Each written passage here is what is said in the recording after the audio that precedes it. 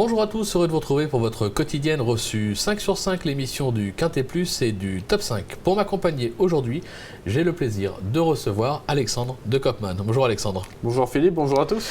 Alexandre, direction Vincennes ce mercredi, une épreuve pour 6 ans, 2100 mètres, grande piste, départ Autostar. Un lot de qualité avec quelques inconnus.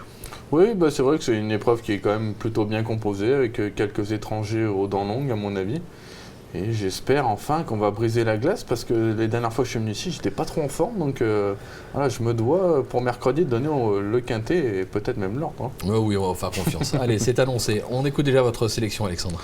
Alors, le 12, Don't Tell Me Anymore, l'As Vichenko Chef, le 6, Viking du Pilet, le 13, Comte du Pommeau, le 18, Zonguldak, le 3, Vicky Herold, le 2, Voyage d'affaires, et enfin le numéro 5, Valse d'Avinière. Je vous remercie pour la prononciation, ça va être simple encore cette histoire. Alors en tête, le 12, Don't Tell Me Anymore, 4 tentatives en France, 4 deuxièmes places à la clé, et notamment une récente deuxième place dans le Prix des Pyrénées, c'est notre course référence.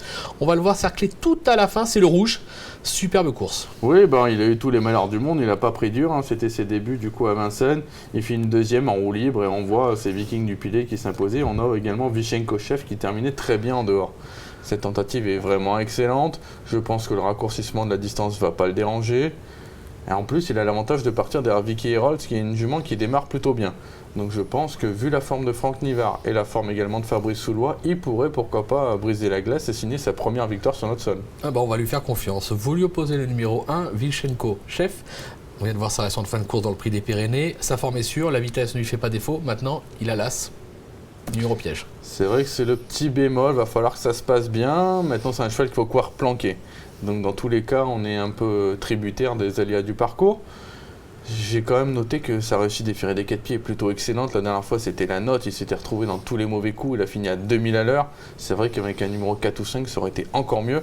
Maintenant, voilà, il y avait 2 grosses notes dans la course de référence. Je me suis dit, je les mets 1 et 2 et on fonce. C'est clair. On va voir ce qu'en pense son entraîneur Charles Dreux.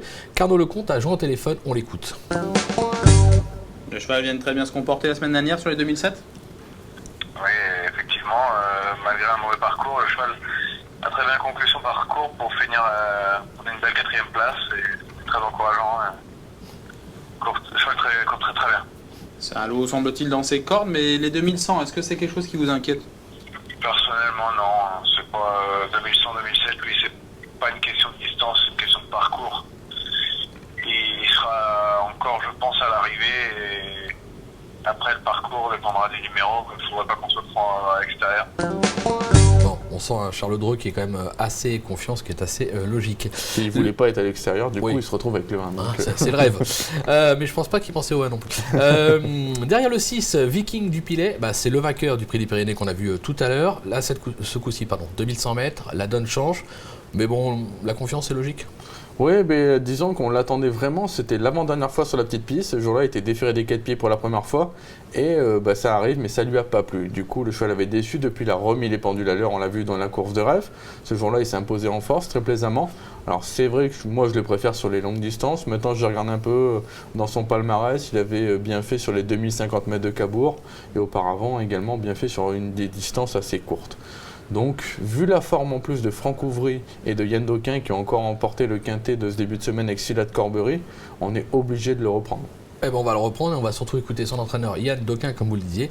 Carnot Lecomte a joint au téléphone, on l'écoute. Le changement de distance, ça ne m'inquiète pas. C'est un cheval qui a beaucoup de vitesse, beaucoup de speed comme ça.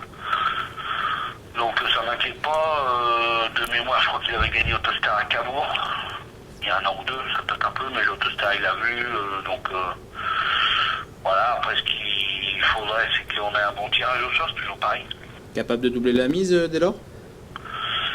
Pourquoi pas, on va pas l'empêcher toujours. Après, aujourd'hui, comme ça, le travail qu'il a fait ce matin, tout va bien, donc on y va avec des prétentions, c'est sûr. Bon, il voulait un bon tirage au sort, il a le 6. Plutôt pas mal. Ouais, et puis comme je vous l'ai dit, il est en grande forme, il vient de gagner. Il n'avait pas gagné quintet de sa vie, Yann Doquin, il se retrouve à en gagner 2 en une semaine. Pourquoi pas 3 en 10 jours. Jamais 203, on sait jamais. Derrière le numéro 13, Comte du Pommeau, qui reste sur 3 disqualifications, mais qui possède beaucoup de vitesse. Alors, il passe un test à Vincennes, c'est ses débuts, mais bon, en général, les premiers coups, c'est les meilleurs. Ouais, bah c'est vrai que quand je regarde un peu ses gains, il a que 50 000 euros. Alors il y en a certains qui vont me dire que je suis tombé sur la tête. Mais j'ai regardé un peu quelques courses de lui en Suède et je l'ai vu notamment devancer un certain Sorbet. Sorbet, c'est le 3e du Grand Prix de l'UET derrière Bold Eagle et Billy de Montfort. Donc ça situe un peu la valeur. Les chronos sont plutôt excellents. Dominique Lochneux est en grande forme. Alors voilà, il n'a qu'une course de rentrée dans les jambes, mais ce jour-là, il est parti au galop, c'était au trop monté sur les podiums d'Amiens. Mais j'ai vraiment hâte de le voir dans cette épreuve et ça peut être, à mon avis, la petite surprise. Petite surprise ou la petite révélation, pourquoi pas. Le 18, Zonguldak, avec lui, c'est la gagne ou la disqualification. Dernière sortie, 4 victoires, 6 dailles. Maintenant, il a déjà gagné sur la grande piste. Bon, c'est un coup de poker, mais un coup de poker mesuré. Bah, à coup de poker, je sais que les frères Martens l'estiment vraiment énormément. Quand il arrivait en France, il avait vraiment une flatteuse réputation. En dernier lieu, il s'est montré fautif, je pense qu'il en avait un peu marre. C'était pas une faute de caractère, plutôt une faute de fatigue. C'était une rentrée, il va progresser là-dessus. Le 18 à l'auto, je pense que c'est un cheval qui est capable de venir vite aux avant-postes. Et il peut, pourquoi pas, aller loin en tout cas, à mon avis, et il faudra le suivre au cours des prochaines semaines. Je pense qu'il est en retard de gain. D'accord, donc si c'est pas pour mercredi, ça sera pour plus tard, mais on va le suivre en confiance. Alexandre, merci pour toutes ces infos. Est-ce qu'il t'a avec une petite pépite dans la première? Oui, ce sera le 111 Cyprien Desbordes. Il vient d'ouvrir son palmarès au tronc monté. Ce jour-là, il le faisait avec une certaine marge.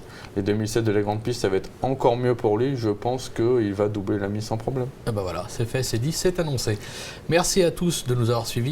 Merci Alexandre pour toutes ces infos. Bon jeu et à très vite sur le plateau. Au revoir. Bon jeu à tous, au revoir.